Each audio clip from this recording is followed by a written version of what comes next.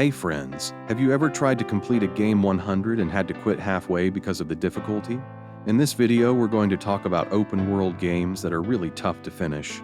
Games that present an unbelievable challenge to complete 100 and only the most dedicated gamers can conquer. Stay with us as we introduce you to these incredible and endless games. Open world games aren't necessarily the same as third-person action-adventure games. There are a few that take place entirely inside vehicles, like SnowRunner. SnowRunner is one of the hardest open-world games to 100 complete. This game is challenging due to its harsh environmental conditions, such as deep snow, mud, and raging rivers. Its long and complex missions require a lot of strategy and patience. The player earns cash with each successfully completed contract, which is enough to upgrade their vehicles, or buy new vehicles better suited for certain jobs in SnowRunner. Some of the contracts are quite straightforward, but the hardest ones require nerves and luck, as well as decent vehicles. Even the best routes will require the player to power through raging torrents, frozen lakes, and thick snowdrifts. Our noble realm. The Assassin's Creed series has become one of the biggest names in the genre, though not necessarily the most testing in difficulty.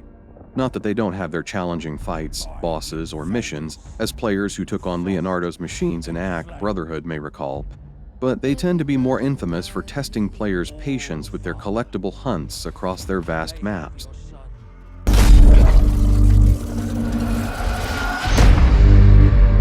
Assassin's Creed Valhalla tends to take the cake, as players must help Ivor find artifacts, open chests, and stack cairns across Dark Ages England.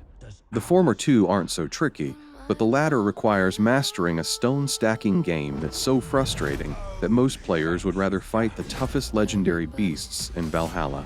But if they want to get 100, they'll have to do them all. For only a god can kill a god. Everybody died. The Legend of Zelda, Breath of the Wild also gave players tons to do.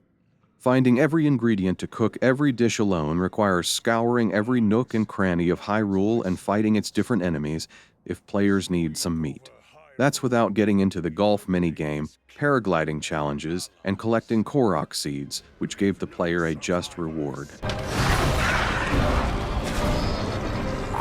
Its sequel, The Legend of Zelda, Tears of the Kingdom, simply doubled up on everything Bot offered. There were more dishes to cook, more enemies to fight, races to complete, and 1,000 Korok seeds to track down for a similarly pleasing reward.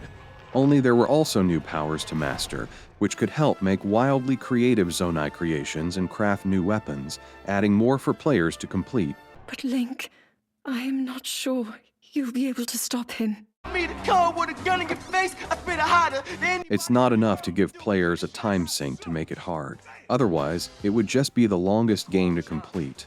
Grand Theft Auto Online via GA5 has a ton of stuff to track down. Though driving every car, performing every stunt, and completing its triathlon will feel like a breeze compared to beating the supply lines mission in Grand Theft Auto San Andreas.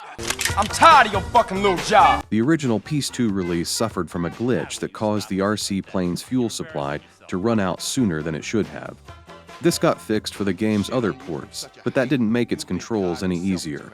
Completing the gold challenges for the proper planes, cars, and bikes wasn't a cakewalk either.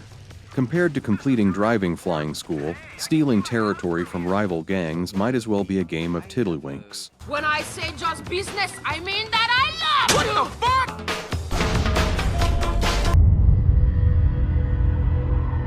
Out of all the Meg's games, Metal Gear Solid 5, The Phantom Pain is undeniably one of the easier ones. Players can either sneak deep into the heart of enemy territory without alerting anyone or kill everyone on sight and still get an S rank. The game allows nearly any and every tactic the player can think of to beat its missions. Completion is another matter, as the missions will often come with grueling side objectives. For example, beating Lingua Franca requires saving every POW. Completing it requires listening to their interrogations beforehand, which can be ruined by glitches. Egg soldiers can shoot the pals before their interrogation. That's without considering the Aring-like challenge of extracting every species of animal from the field, which tests the player's patience more than their skill. How and where? Well, that's up to you. No! Between the main campaign, side missions, combat challenges, and Predator challenges, the Batman, Arkham games weren't a walk in the park to complete. But this spot goes to Batman, Arkham Origins, as it has an issue with its Dark Knight system. They were essentially lists of combat, travel, detective, and Predator stunts players had to complete to earn extra XP and upgrades. It was simple enough for combat and travel, but the Predator list only works for the main campaign's Predator sections. If players beat the game without completing all its stunts in order, they'd either have to start a fresh campaign or play new game to give it another go.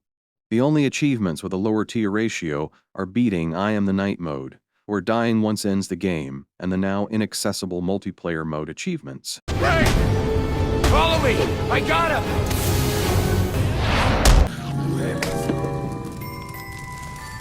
Dead Rising's open world is limited to the Williamette Parkview Mall, though it was still a broad place with a lot to do. If it were just a sandbox where players could race through hordes of zombies with makeshift weapons and some life-saving orange juice on standby, it would have been a fun but brief affair. The challenge comes from protecting its dim-witted NPCs while escorting them from one location to another. I sprang from my post to see what was the matter. Not only that, but many of its missions are on a timed basis. If hero Frank West isn't at the right place at the right time, and often after having completed some key objectives beforehand, the player will be locked out of the game's best endings. That's fine enough if they're aiming for endings BF, but getting ending A, overtime mode, and then ending S requires much more care. You son of a bitch! You all look so hungry! Here, snack on this!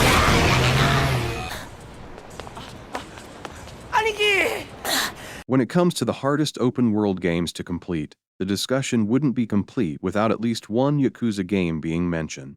Alongside beating the story missions, sub-stories, ultimate matches, etc., they require players to become decent mahjong and shogi players, keen gamblers at both Western and Eastern card and dice games, expert arcade gamers, unequal underground fighters, and more. The original Western release of Yakuza 3 wasn't so bad as, due to time constraints, most of its minigames were removed. Now, thanks to the remastered edition, completing the game now requires beating those re-established minigames from their easiest bouts to the hardest challenges. Beating all the billiards games in expert mode with its wonky physics could potentially be enough to put completionists off for good. 腰抜けのおっさんのパンチは痛かったか